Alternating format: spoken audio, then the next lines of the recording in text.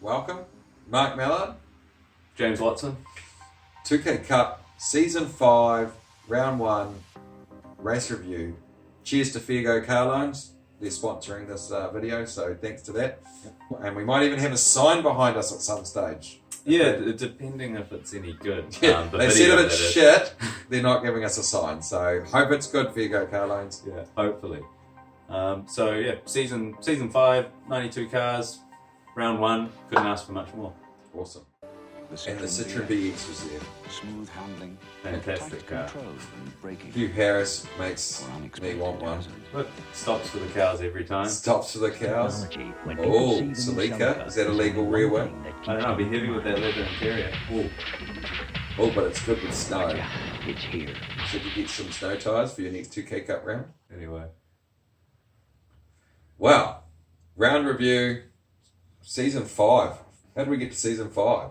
I don't know. We kind of just fell into it, right? 4 seasons gone. We've grown. Well, we grew dramatically. Season 1, I think we went from 20 cars to 60 something by the end of the season, and then we're like, okay, yeah, we're pretty big. We're probably the biggest series in New Zealand. And then the next Season 2, we're at 90 at the first round, and we've sort of done that since. And the South Island started up in Season 2 as well, and added more there. Yeah, we had the South Island, or we still have the South Island. I think they've got about 80 odd. Oh, I think they're about 70 or something like 70, that. 80. Their season's about to start too, so any of the South Island guys, good luck for your first round when it's coming up shortly. So yeah, so we've got 130 odd registered this season, and we had 92 turn up at the first round.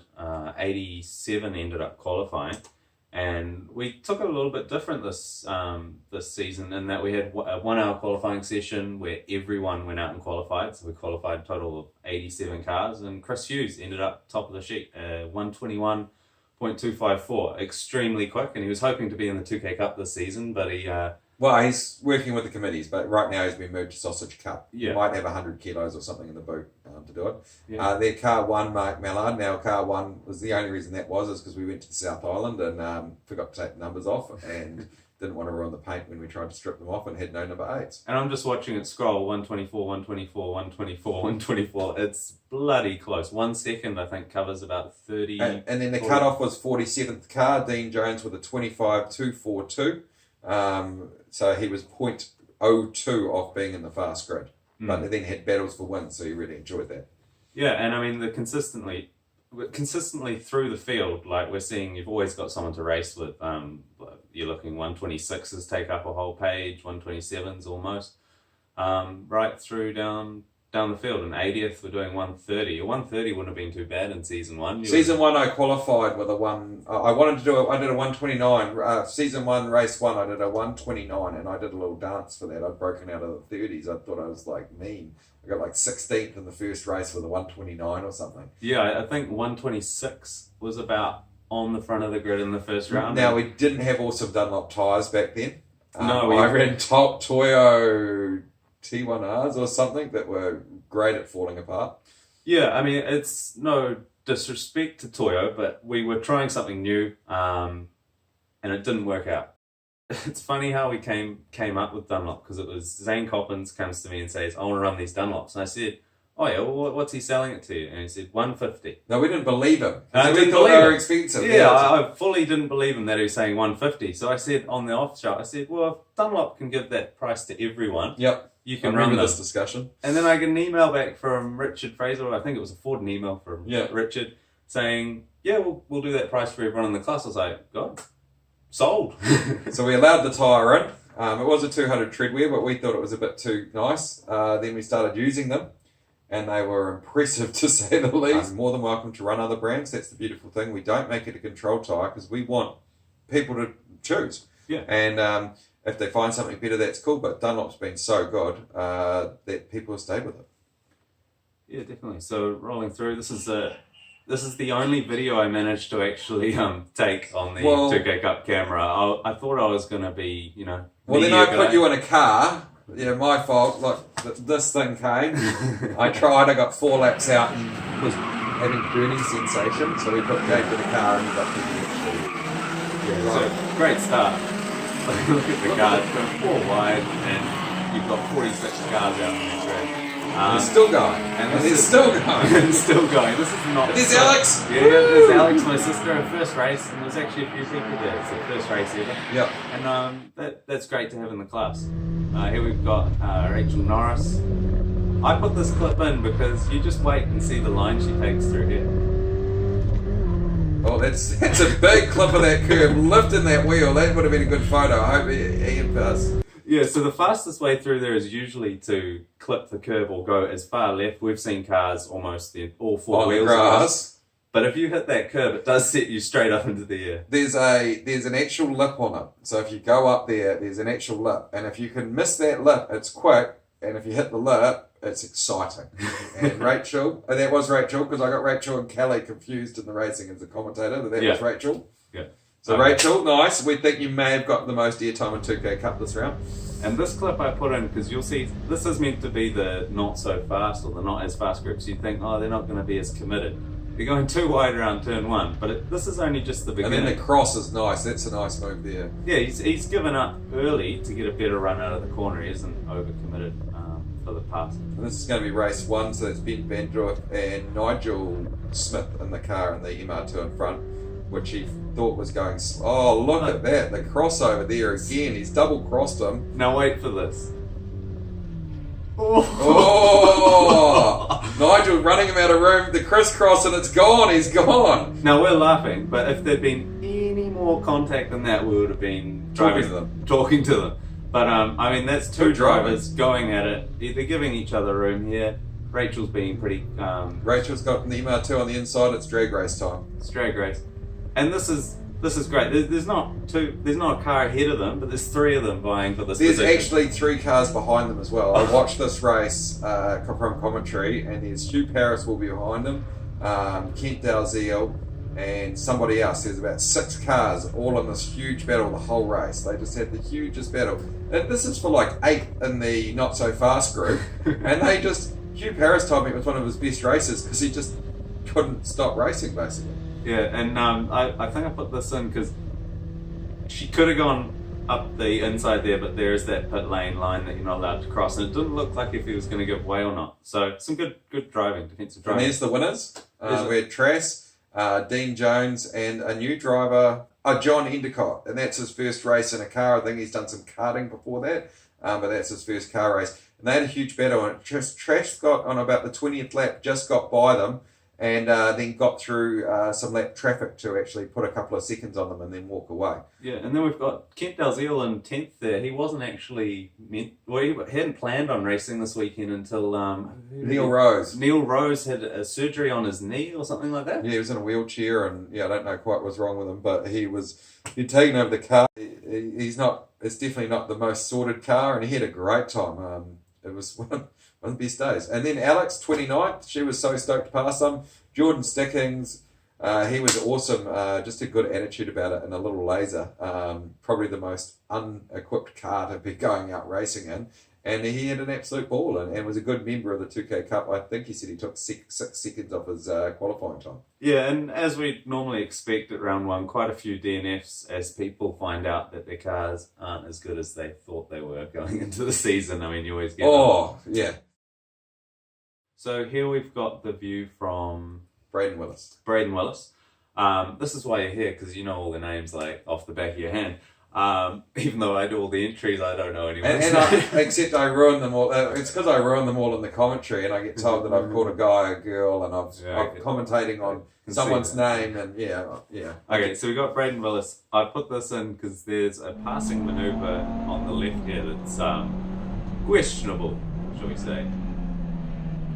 That's a big dive! Whoa, he's gone through. That was some good driving. I don't know, is that the I'm not sure. Oh, is that it's in car from him? So that's the Mark Desmond. I think that's the Integra of Mark Desmond. No, the Oh no, that's Gorman. We're in. Gorman, yeah. Yeah. Oh, and he's just slid straight through there. Yeah. Wait for his hand here. I don't know who he's waving to. I think that's himself. Here's James Watson. James Watson took us through this. Dive. I thought he was going wide. He is not looking where he's going. And I think that sums it up. You didn't think he was looking. Now we've actually put that to the driver standards to have a talk, but we also put it to motorsport. Oh, nice work putting out the wing mirror. Sanyong, you should come ride us a Sanyong. Now this is the front-on view of this one from Adam Carpenter's view. So he's gone wide, turned down. James is on the racing line, following actually the other cars. Adam's got a lot wider, and then they come out and away they go. And here's the new indicator needed by Mark. Yeah. So this view I think shows it best. I actually go out of view because I'm right up beside him before the impact. So this one, again, John Jelly did the same move later in the race and the two left room. I think I left the passing manoeuvre very, very late and he just didn't see it coming. But here's another one involving me, unfortunately. In my car. In your car, but this time I'm... Totally not to blame. Totally. Oh! And Ian Wallace gets a pass there. He's kept the spot there. Now that one was actually quite interesting because if you see your that a bit earlier, they've had a nice 2 wide battle. You've joined into it in the first corner, and then talking to Grover. Now I've raced with Grover for a number of years, and I give him a bit of a serve if you can hear the commentator. But I did also say he's been a pretty clean racer for a long time. But what his words were is I got down low trying to freight train Ian Wallace. And I've just got onto the dirty part of the track. I'll brake where I normally brake, and all of a sudden I've got no grip, locked up, straight into the back. And amazingly, the Levin took it well. There and whatnot. Yeah. They're long races, and there's a lot of cars. There's a lot of rubber thrown around, and he just hit it. There was and amazingly, both cars came out pretty undone. Now on the first incidents, we actually put it to the driver standards. When we send out the things, they thought it was number 1. Which made James at fault. We then put it to one of the chief clerk of the courses of Motorsport New Zealand to just get his opinion, because I sort of thought differently, and we just wanted to get an opinion, and Adam Carpenter wanted an opinion and stuff like that, and he said it's actually figure 5 when you see it, because James is actually fully under control and has actually followed what the line of the cars in front is doing, so what is the normal racing line. So when someone's gone out wide, but that's why it's so hard to see, and he would have said he deemed it a racing incident type thing, probably, if anything, because it's just stuff happens on the track. And both cars have sustained a little bit of damage, but nothing major. So contact does happen, but I think, James, what you need to learn from that is that you didn't give that space for error from Adam Carpenter, whereas exactly, I had nowhere to go if he didn't see me. Yeah, and he didn't, and that's what comes out of it, but. Really, we're going to be looking at a $50 repair and a bit of a bang, and I think Adam's got similar sort of things, and Adam's a good guy, and he wants what happened, so we've got to send some stuff through to him. But an interesting event, and probably where we show you later on or in another video, the jelly incidents, it's just giving that guy that space so that if they don't see you, because Adam's actually got the big side around things and stuff like that, so just would not have seen you, unsighted, and the Levin brakes well, doesn't it? So this is the last one from Willis. I think I chucked this in because this is a very positive move. Locked it up. But Phil Page has given him room, I think, too. You might have heard it. I say they gave each other room. He didn't stress out when he's locked up. He's just pulsed the brake. And here's our winners. So that was Hughes, Geddes, and John Jelly third. And good battle there for the first two. The real battle there was with 4th, 5th and 6th between yourself, Carpenter, Ian Wallace, Grover, and Graham Wallace, big improver. James Smith did well there in 9th, and Dave Vera in 10th. Graham Ball, superb in the BMW. Chris Greeny, Peter Coleman in the very hard-to-pass FTA. And Peter Vadinovich, 125. My old car from season 1. It's still going strong all these seasons later. I don't think they've done too much on it at all, but he's also done a fantastic time, 123.5 in race time. Wait till you see his second race time. Yeah. But no, that's impressive. Alan Bradley there in 29th, Steve Hughes in 27th. Good results and a few DNFs there with a few problems and stuff like that. Steve Cox keeps on breaking 2K Cup cars. And you look at these lap times, you've got guys down the back of the field that are potentially just as quick as the guys at the front. Now one to talk about there, James Whitlock, the first DNF. That is probably the biggest blow on clutch I've ever seen. Yeah, we'll probably chuck photos in the video for all to see, but I don't think I've ever seen a clutch. At least in a BMW blow up like that. That's impressive. There was a video of it, and I was like, "Why is this I think we can all agree it wasn't horsepower. No. Although some people, after looking at Graham Ball's car, are like, "Oh, that's a damn powerful." Oh, I think Ball just drive. If we could get some video from him, He's I an think experienced campaigner as Oh well. yeah, done a lot of driving. Very good, very good peddler. And I don't think he's got the straight line handling of others for sure. No, his sector times pretty much said that.